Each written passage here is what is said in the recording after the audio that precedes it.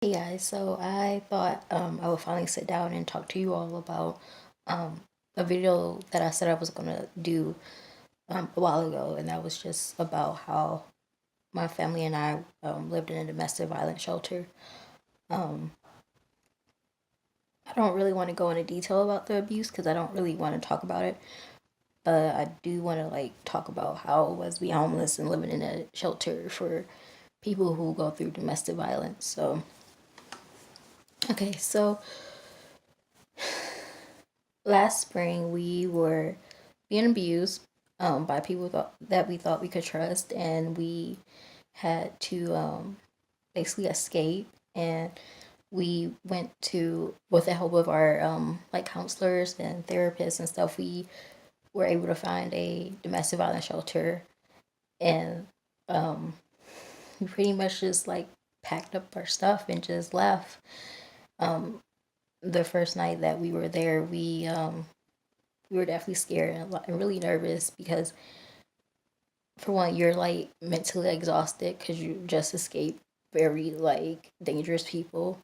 Um, you're scared because you don't know how the environment was going to be. And this was our first time ever in a shelter, so it's not like we knew what was going to happen. Um,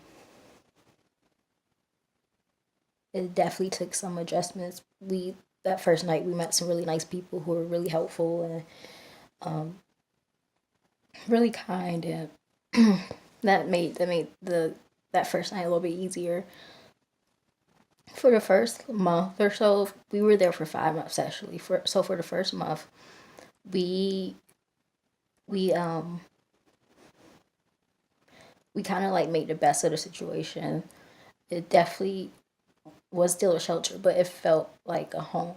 At least for us, I remember saying how it felt like home because we didn't have any other place to go. We really were homeless, so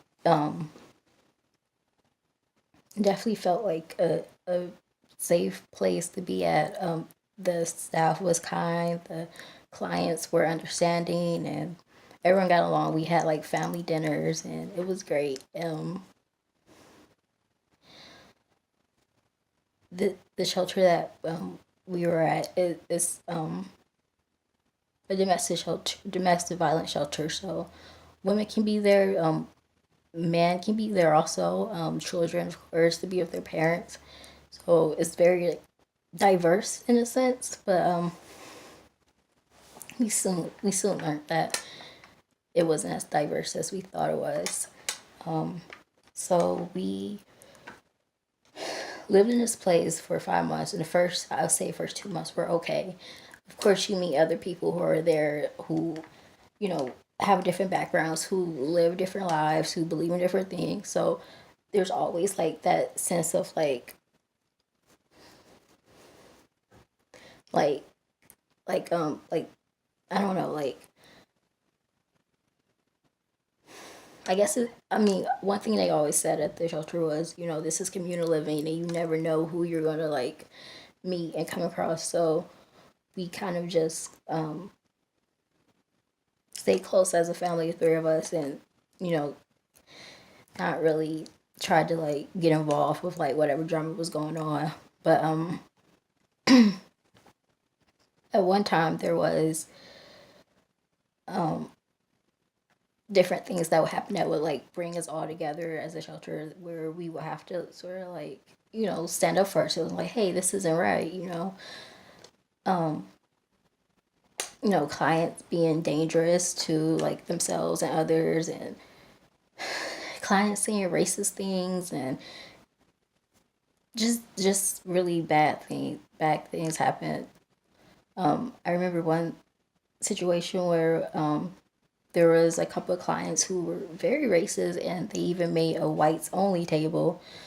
um, they repeatedly went around saying how they didn't like black people, and when we brought this up to the staff, they were like, oh, well, this is part of communal living. And I don't know, it really, even now, even talk about it, it makes me so angry because there's a difference between communal living and people just being outright racist and not being held accountable for what they do. So nothing really came from us like complaining and like voicing our concerns, and it made it that play that made the shelter from like feel not safe. You know, 'cause in the beginning it felt like home, it felt safe, and towards the end it didn't. But I definitely think that if anything I learned being there, I learned how to be assertive and not to, like just accept like abuse from people and to stand up for myself, and not even in relationships like romantic relationships, but like just friendships and just regular relationships. I learned how to do that, and I will definitely give credit to the shelter for helping me like realize the abuse, even if like when I wanted to be assertive there, I wasn't really given an opportunity because I was kind of just always shut down. Um, so if you're like wondering why like on my blog I wasn't really active or why I didn't really do like the YouTube thing there, well that's because I was at a shelter and we couldn't obviously I couldn't film because it's very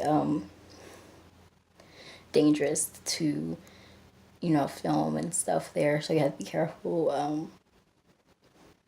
I didn't write a lot because it was always some type of like chaos going on. I mean, like you have like about like 12 kids like running around all the time, like little kids, and it gets loud and there's people arguing all the time, and you share a room with people and it's hard to do that. So that's why I wasn't very active when it came to the blogging and the YouTube, and it sucked because I love doing that, but I couldn't really do that there.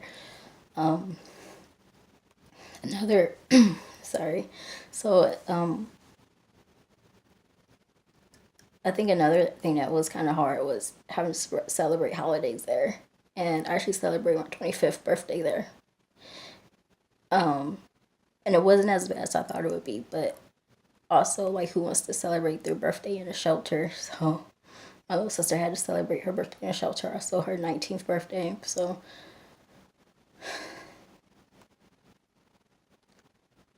I think overall, if I learned anything, it's that I don't deserve abuse. No one does. And I don't deserve to be treated unfairly. I deserve to be treated with respect and kindness, as do everyone else.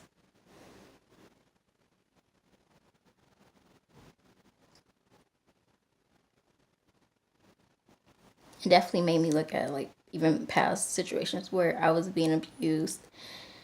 Like, like with my ex boyfriend, he was very abusive, very emotionally abusive verbally. It would be times where he would just say that like I wasn't intelligent enough to have a conversation with him. I was boring. He would just say really mean things to me, and for it took me a long time to realize that that was abuse.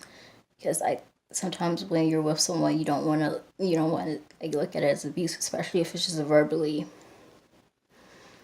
and not physically. And honestly, there's no difference. Abuse is abuse. So I kind of just I hope I'm not like ranting and like rambling on in this video. I kind of just wanted to do like a sit down video with you guys to kind of explain like what I've been going through for a while, like most of the year, and why I kind of like haven't been blogging and doing the YouTube thing. I mean, obviously we're not in shelter now, and it's great. We're just trying to like go on with our lives, like rebuild, because we really are restarting everything. So it's tough, but we'll figure things out and work through it. So yeah, so I hope you guys enjoyed this video, and I'm gonna put links below if you are in a domestic violence shelter, or if you need someone to talk to, or if you just need help. I'll put some links below for some services to help you, because I don't want anyone to have to go through that. And there's honestly nothing wrong with being in a shelter. It happens, it's life. You have to do what you have to do. We had to escape our abusers, and living in a shelter was the best thing for us. So, yeah.